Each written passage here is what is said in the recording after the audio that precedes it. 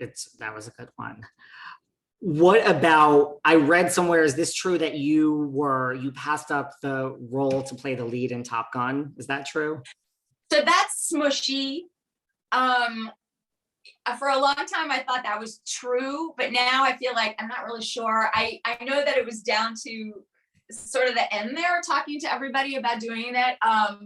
But I can't actually say that, oh, it was going to be me, but then it ended up being Kelly McGillis, because Kelly McGillis also was fabulous in the movie. So I can't really say that. For a while I thought that, but now I think I might have been really a little bit off base with that. So I should correct the record, for sure. And at that same time that Top Gun was happening, also Short Circuit was getting off the ground, and I really wanted to do that movie. So I think I've been smushy with this. I have to be honest about that. I don't really know.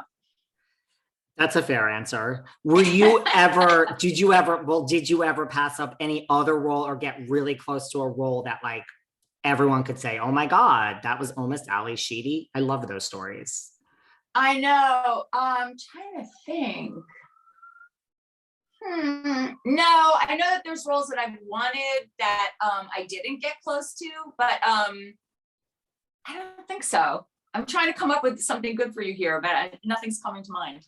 Like, what's one role that maybe you didn't get close to that you just really were like, this is such a great part, I really want this one? I'm not going to tell you. I'm not going to tell you. See, you weren't reading the Inquirer and all those things, and I was like there in the 80s, like salivating over every word. Like, I understand the words were probably not true, but I still went there. There were roles that everybody wanted that only one person got, and it's probably a lot of women my age can think through the decades of what those roles were, and we were all probably in the same boat with that. There's more than just one. Yeah. That makes sense. Is there a part of this business, like you've done, like I said, when we started so much, like, is there a part of this business that you want to still do that you haven't tried? I mean, I can't think of any when I think of you, but I mean, maybe there is. No, I don't want to be a director. Everybody wants to be a director. I don't. To try to maybe get something off the ground as a producer on something, maybe. The truth is, I just really like being an actor. I like my job. I love having this job. I love going to work. I love having a script that's beautifully written. I love being collaborative with people. I like to work on this show because as I figure out, Carol, that the whole creative team is very collaborative with me. Obviously it's this first season and these characters are evolving. I love that back and forth, and they really are that way. The whole creative team on this show is just really generous with the actors. So that makes me happy. I feel like I can go places with Carol because of that. I think there's so much to Carol. Like, this could go, like, I hope this show goes on forever. Many years. Well, talk to me about being a professor that you do from your kitchen via Zoom. How did this teach my class right here, just like I'm talking to you, since we went online in 2020. It's a class at City College, which is a campus of City University of New York. The kids in the Department of Theater and Speech. So I'm teaching, mostly it's theater actors, teaching an on-camera class. So we're messing around with how do they shift over and figure out their work on camera.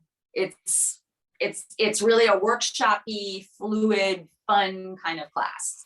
And I love my students. I just fall in love with them. So. Do the students come in and say, oh my God, that's Ali from Breakfast Club? Like, do they know, quote unquote, who you are? Some of them do, and some of them don't. It doesn't really come up right away at the top. Some kids take the class, they have no idea. Some kids decide after they start the class, yeah, they're gonna stick with the class, so they Google me. And then some kids know already when they come in. And I'm never really sure until they start actually asking questions. Or texting me, because we text, but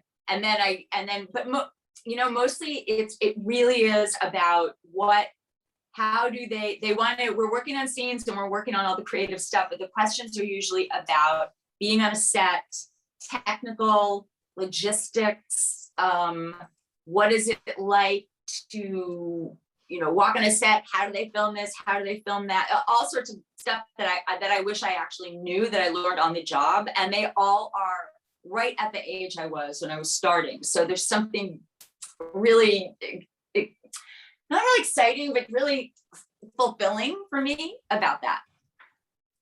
Is there one piece of advice that you feel that people want from you the most, you know, having been in the business for so many years? I think, well, I talked to the kids about it. And do you mean advice that they want to have? Yeah, you know, like, oh, you know, you've been in the business, and because they're one thing they want to know from you more than other parts of the business. What they really want to know is how to,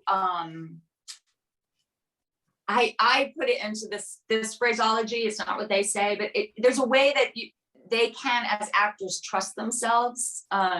You know, sit there in the power and the talent and the creativity that they have. I want them to go to work feeling empowered within their own selves, so that they don't have all this stuff coming at them. I don't want them to walk on a set and feel like they don't know what they're doing. Do you know? I want them to feel like set, so that they can be empowered. And that's, we work on that a lot. We talk about that a lot. That makes sense. Before we wrap up, one very quick question, and then I just want to say goodbye. But if there was another movie or TV show or something that came along that was offered to you, and it happened, like, just say, I mean, that the casting was everyone that was in the Breakfast Club. They want you and Molly and all 5 of you. Do you think, like, and the script was great, but it's not the Breakfast, just something totally different. Do you think that would be like something great? Or, I mean, is that like, can we really, I mean, is that like jumping the shark? Can we really do another movie We wouldn't together? do it. We wouldn't do it. It would feel like trying to recreate something that happened, no matter what the script would be. I just don't. I don't think. Right. I don't think it would happen. I mean, that's what I would think. Yeah, I would just feel too. I mean, and I can't even think of what that would be. And before we would go, I just want to say, like, as you know, a self-respecting gay man, the way that you handled your son's transition and just, you know, was so just, it's a textbook for, I mean, parents out there everywhere, really. I mean that sincerely. Thank you. I learned that from him. I learned how to love him and be there for him and support him from him. Do you know what I mean? It wasn't like there was some textbook that I was reading thinking, you know, this is the way you have to handle this and that, you know, if your kid's in transition. I just learned his attitude has always been, he loves me. This is what his life is. This is where his life is going. And that it's actually on me to educate myself, so that I can show up for the relationship. This is very much Beth, though. I mean, he's really strong that way. And I did. I wanted to be as close to him as possible, even without being able to really in very deep detail understand exactly what he was going through. But I wanted him to feel safe and secure with me and in my love for him. And that's how it's unfolded. But it's they have to take the lead. Like, the kid has to take the lead, and you need to learn from them and not impose your stuff on them.